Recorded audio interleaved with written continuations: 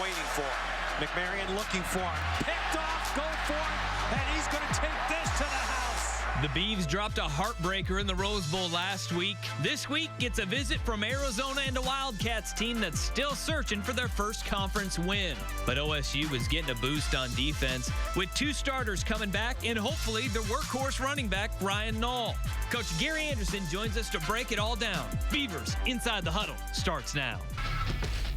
Research Stadium will be the site of the game this weekend as the Arizona Wildcats come rolling into Corvallis. Well, right now, we are in the Beavers Inside the Huddle studio. Thank you for being with us, along with Steve Priest. I'm Dusty Hara. All right, another one. Down in the Rose Bowl, huh? Close, but no finish. It was a good football game. Before we take a look at Arizona coming into town this week, let's take a look at that UCLA game down in the Rose Bowl with our pyramid. Heating and cooling, hot and cold. Let's start with the hot. Manasseh Hunalu, have a day, young man. Look at that, 3 turnovers forced on his own. He has 2 fumble recoveries and an interception against the Bruins, and you see that stat right there. The Ducks only have 10 on the season. He had 3 on his own in 1 game. And they were worth 21 points. I mean, he gets 2 of them touchdowns for the Beavs, and then this interception in the end zone saves a touchdown. So this is worth 21 points for Oregon State. It's a marvelous day, and he should have been Pac-12 Player of the Week defensively, but some guy named Hunter Dimmick at Utah has 5 sacks in a game, so it gets eliminated real quickly. I heard that's a good day at the office. You know, and cold, though, for Oregon State, you know, Hunalu was hot, and you can't deny that with the turning turnovers into points, stopping points from being put on the scoreboard, but there's plenty of cold to talk about, including special teams plays like this blocked punt that was returned for 6, and an interception return for a touchdown late to ice the game. Yeah, no excuse for that, because you know that's 14 points. That's the winning. That's the winning number for this entire football game. And the first one, the punt block, was really silly. Nobody got a shoulder on him as he came up the field. There were 4 or 5 guys coming back, and they just walked away from him. They didn't even put a shoulder on him or hit him at all. Clean shot to the punter. He blocked it with his chest and scooped it. 1 of 3 guys could have scooped it. Nobody could have gotten there. So it was a tragedy. And then the play at the end, the Beavers are still in it. They got the ball. They score. They tie. Yeah. Very easily.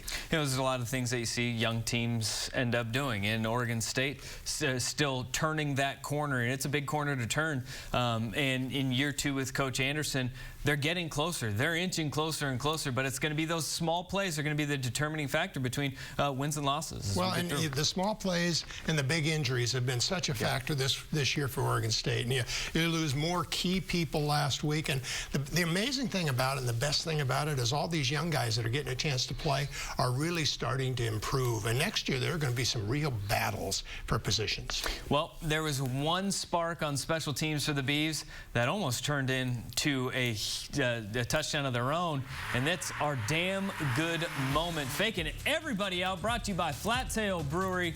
And look at this, Ramel Dockery. Victor Bolden sells it. Ramel Dockery with the fake-out punt return that we've seen the NFL work a time or 2. Works for the Beavs in this case. Well, and remember, Utah did this to the Ducks last year and ran one back about 80, 90 yards, and it's pretty cool. I just don't know how coaches can scout that, and I hope we get to ask Coach about it tonight, because this is a really cool play to watch, and you have to be a special kind of a special teams coordinator to see that on film and actually coach it in practice so everybody gets it. It's really a sell job. Well, let's take a closer look at it here as this is the play that you wanted to break down from last week's game. Well, it's too fun not to. The most important thing in the punt situation is watch this guy and this guy. They're the coverage people. They're going to go straight to the ball.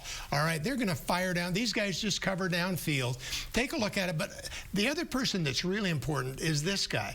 Normally, if you put 2 people deep, this guy will go back deep and will be the second returner. But in this case, he's playing linebacker. He could actually shoot through there. So he's so far up that nobody is thinking, catch this football.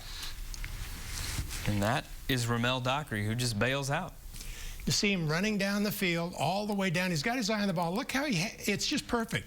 Already, this outside guy is beyond him. Everybody else is beyond him.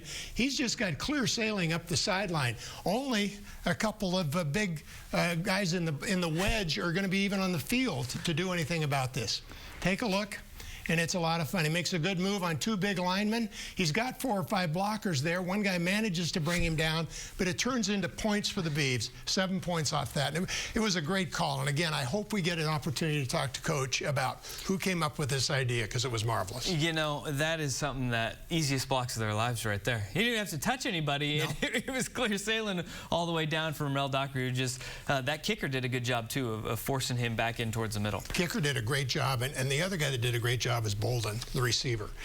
He stands back there. You know, to do that and not stick your hand up and signal fair catch and kill the play is tough in its own right. But he floats over to the right, looks like he's going to catch the football, and brings everybody with him. It was a good job, a good sales job. All right, let's hear from the coach. Maybe we'll ask him about that play right there. Gary Anderson joins us next. We got to talk about Marcus McMaryion, his quarterback that had a great day outside of a couple of throws, and the week ahead and the week that was against the Beavers.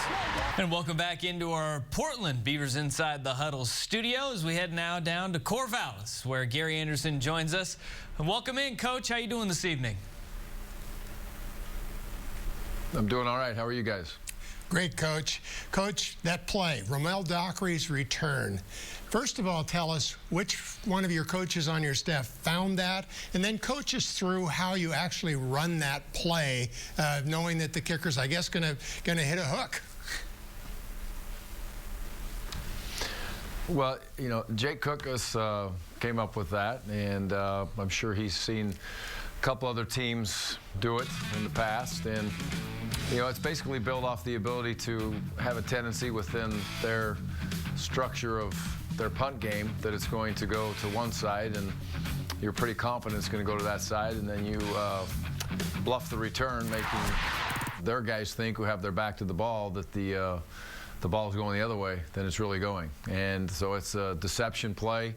Worked great in that scenario. I thought that it was well scouted, and our other coaches did a good job of putting into plan, and we've had it in the game plan for a number of weeks, but you just have to be on the right hash, the right moment, in the right setting, and so we called it, and away it went. Doc did a good job of catching it and making it be a big play. So it's great execution by the kids overall of being able to, you know, really sell it and practice it the right way. It's not the easiest play to practice either, and they executed it at a high level. It was good to see that.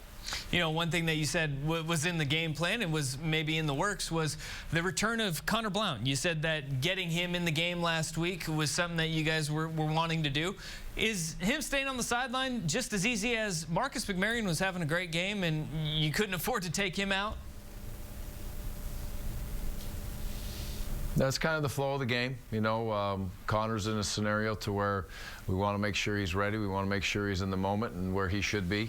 And on the flip side of that, it felt like that Marcus was in a position to give us the best opportunity to win. And, you know, there's strategies and a strategic part that go into this game that you don't want to put all your cards out there so everybody can see them either. So, you know, we'll continue to go with Marcus, and Marcus is our quarterback, and we're excited about him. And if something happens and we have to go down that line, then that's the line we'll go down. But I would like to have Connor have an opportunity, but it has to be correct. It has to be the right situation for Connor first, and it has to be the situation where we think it will best help the team. And like I said, there's, you know, sometimes things that are kept inside the house are best kept inside the house.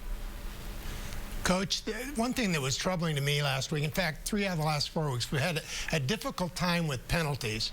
But last week, they were unusual. There were 3 or 4 calls that were very weird to me. They looked like very good defense on a couple of situations. You had flags picked up. Talk a little bit about the penalty situation last week and how many of those were really problems that are quickly correctable. How many were calls that are questionable or whatever? We won't fine you. Well, I think it's, yeah, yeah, you won't. But, you know, I think, first of all, let me say this.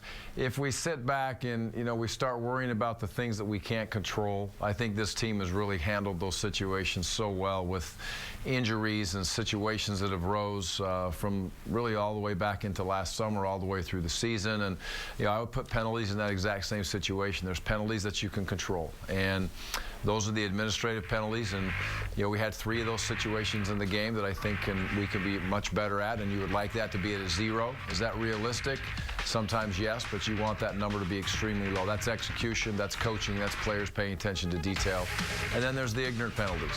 And, you know, I look at it and a couple of those face masks, we have a face mask in that game. Is that an ignorant penalty? Not to me. That's a kid trying to make a play in a moment, in a situation. So, yeah, we don't want that, and we want to be able to make sure we coach those ignorant penalties out of them. We've had a few of those as you go through the year, but we'll continue to work on those. Then there's the other calls that just happen because you're aggressive. You know, we're going to be an aggressive football team, and there's certain times when you take a penalty because you may have gotten beat in coverage, and best chance you got is to hold the guy and let us play and live another down. There's other times when we're aggressively in man coverage where those calls they're made. And again, without getting myself in trouble, there's a handful of calls in that football game that I or none of our coaches will coach different. And that's where it goes, and that's kind of where I stand on it, where I sit. I want to be a penalty team. As far as penalties go, I want to be a team that plays the game the right way with a chip on their shoulder and aggression, but yet having a large number of penalties is inexcusable. But again, we'll correct the ones that we can correct. I've given you our plan for penalties as far as what our belief is, and then we can't worry about what we can't control on some of those calls. You need to move on and get into the next play and play. And if we need to coach it different, we will. All right, we're just getting underway with Coach Anderson down in Corvallis. Is that politically correct enough for you? We're just getting underway. Let's stop talking about what was in the rearview mirror. Let's look ahead to the Arizona Wildcats. Welcome back into the Beavers Inside the Huddle. We're joined by Coach Gary Anderson down in Corvallis. Now, Coach Anderson, after the return flight home from L.A. this past weekend, Seth Collins admitted to the hospital. Do you have an update for people? I know you can't get into details, but is there any news to pass along about Seth Collins?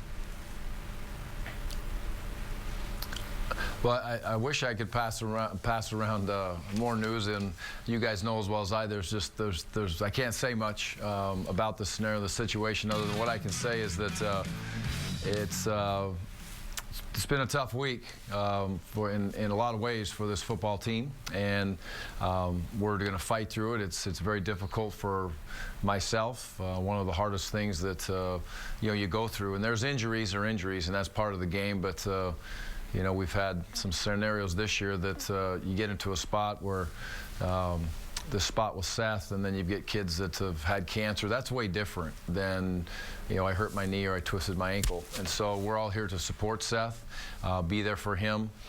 His family is with him, and we will continue to give him all the support that we can from afar and get close to him as we can when we get that opportunity to be with him. And he's an extremely tough young man, which we all know. Our prayers are with him, and we expect him to join us soon. And I hope that's sooner than later. But that's really what I got. Quite frankly, it's kind of hard for me to talk about, to be honest with you. Let's get a win for him against a pretty good Arizona running game. This Arizona team that you faced this week, last year put a lot of yards on us. It was their game plan. They are one of the better running teams in the league. But it's kind of unusual. They lost Nick Wilson. They're relying on their quarterbacks. They have more quarterback runs than about anybody we've seen this year. And now they bring in a wide receiver, a 3 or 4 year starter, and he's their running back after 3 games. Can you talk about that? It seems to me that's the key of the game for you defensively. Stop the run. It absolutely is. And, Arizona will always want to run the football first. They're good at it. They're prideful at it. That's what they want to do. And they are effective. And so it's the read zone, very athletic quarterbacks that come in and play. The running back that's come over the wide receiver is a very talented young man. He is hard to catch. He's fast. He's elusive. He's quick. He's a good running back. So we're playing something different than we faced in the last few weeks, with the ability to really hurt you with the read zone, the read option. The RPOs, the run-pass options are very prevalent within their offense. So it's a very good challenge. You have to be sound. You have to tackle well in space. And there's going to be times when they're going to pop those runs.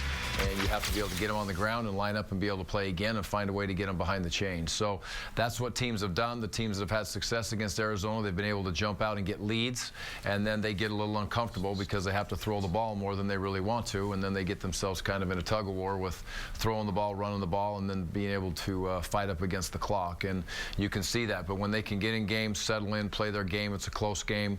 It's a score here for that team or a score here for the other team. They're a much different team than they are when they're behind, which, you know, so are we. We're a much different team when we get into those spots. So the ability to play good, solid, sound defense, make sure you got enough guys around the box, and then tackle well on the perimeter is going to be key. You've lost players again this week. Bright is out for the season. A revolving door at the other linebackers, but you're seeing some very good play out of your young backers who've had to play this season. Mm-hmm. Absolutely. You know, I've said it again. I've said it before. I'm going to say it again. I think that outside linebacker core has been through a lot, to say the least. A lot of faces have come through that spot. Coach Chad's handled them extremely well. They continue to play, and you know, it's a great to see a young man like a Devin Chappelle, Caleb on the defense look at those young guys and say, hey, you know, we're not going to feel sorry for ourselves. You're the guy that's up. It's your turn. Yes, you may have been redshirting a week ago or 3 days ago or 2 weeks ago, but now you're playing, and we got to get you ready. And even this week, Bright did such a tremendous job of helping Jonathan Willis now move from an inside backer spot to potentially play some outside linebacker spot and get reps at inside and outside, and continually to help Shemaiah grow, continually make sure that you know, we get Anjay moving forward as he's gone through, as those two young freshmen play a lot for us in that spot. And hopefully we can get Titus back a little bit this week. It'll help us to at least get to 2 deep in that situation, in that scenario. So, you know, you can look at it as one way. You can feel sorry for yourself, or you can look at it as an opportunity for young players to get reps and have opportunity to play for the last 2 weeks of this season, or you can look at it and say, you know, woe is me, and oh, here we go. And we're taking the high road on that. We're excited about getting these young players reps that are good for the next 2 weeks and give us a chance to win, and it should pay dividends in the future as we move forward. You know, on the other side of the football, you guys, you pride yourselves on running the football, and it looks like there are some yards to be had against this Arizona defense, especially on the ground. Is there something that you guys have been looking at and seeing on film where you feel comfortable and more confident in the run game this week? Well, I feel much more confident in the run game if we have Ryan back with us. I think having AP and Ryan is a tremendous 1-2 punch, and it'll be great for us if we can get him back there. We need to run the ball well. These last 2 weeks of the season, to be able to have an opportunity to win, we need to run the ball well. We need to run it effectively. AP's healthy. Did a nice job last week in some tough sledding areas. We didn't run the ball like we wanted to last week, but this week we've got to get him in there and get him rolling, and we get Ryan in there, and I think we'll be in a good spot. But the offensive line needs to pride themselves on putting ourselves in a position to win the game, because a lot of that's going to be time of possession and giving us the ability on offense to have those big plays in the run game again. Is he going to have his left guard, Gus Lavaco? Do we have an update on his injury status heading into this week? Well, Gus is out there moving around in practice, and you know, hopefully we get him back also. And he's a big part of it. He's a part of that, a big part of that engine of that offensive line, and he's proven himself to be a very good player again as another true freshman. And hopefully he gets back, because these reps will be very good for him. So I expect him back, I expect Ryan back, and I expect both of them to play their best 2 games of the season in these last 2 weeks. They look like a linebacker-heavy defense again. Do they bring a lot of pressure, or is it basically line up and play you straight in their typical Arizona defense? No, you know, I have a great pride for their defensive coordinator. He's or great confidence and belief in him and what he does in his system. I've watched him for a number of years, and he'll have him ready to go. He's changed a little bit as he's gone through the year and what they've gone through, but they will move around, not as much as Washington State moved around on us, but they will move in a very solid, crisp, clean, correct pattern. They move much like our defense does sometimes, and they'll line up in straight defense and play you straight up. But it's going to base from a quarters philosophy in the back end. They like what we call the creepers. We bring 4 guys in different ways from different settings and positions, but they'll bring the outside backers, they'll bring the inside backers, they'll bring those defensive linemen in different spots and also play straight up. So it's a very, very good scheme. They're well coached. Much respect for their defensive side of the defensive side of the ball as their coaches, because I do have seen them in action for many years, and they'll be prepared and they'll play as hard as they possibly can, I guarantee it. So we'll see a lot of defense. Could be late night in Reeser. Coach, good luck against the Arizona Wildcats. Appreciate it, guys. God bless. All's well. Go Beavs. All right. Get that Go Beavs out. All right, we roll on with our keys to the game. Arizona, we only got 2 more of these this season, Steve. Well, there it is. That's the Beavers schedule coming up on CSN. Hashtag Beavs on Friday night, Saturday morning. It's CSM Game Day with the resident Beavs, Steve Corey. Wednesday night, Talking Beavs. We're going to be back. Hey, Thanksgiving, we work. 8:30 inside the huddle with Coach Gary Anderson and us. Our Honda keys to the game. Let's get to them. For me, it starts with winning on first and second down. Arizona allows 50% conversion rates on third down. That is abysmal. One of the worst in the country.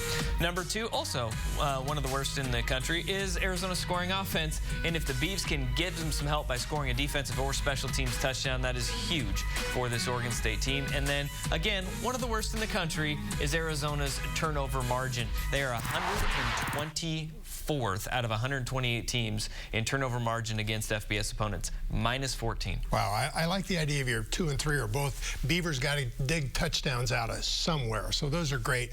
In my situation, I think the Beavers have had problems with their penalties 3 of the 4 last weeks, and they've got to stop it. You're giving up as much yardage times 2 as you're gaining on the ground in this football game. So you got to stop penalties under 50 yards, no matter what kind of penalties they are. In defense, you stop the run. That's all Arizona has right now. They've got a very good running quarterback, another one who came in last year and put the Beavs in trouble. He's going to throw the ball more, and who's Salomon. And on offense, the Beavs are going to do the same thing. They're going to run. Ryan Nall's back, AP. Art Pierce is there. He's been playing well. The 2 of them have got to generate yards. The Beavs need 250 yards out of this running and passing 2 to boot.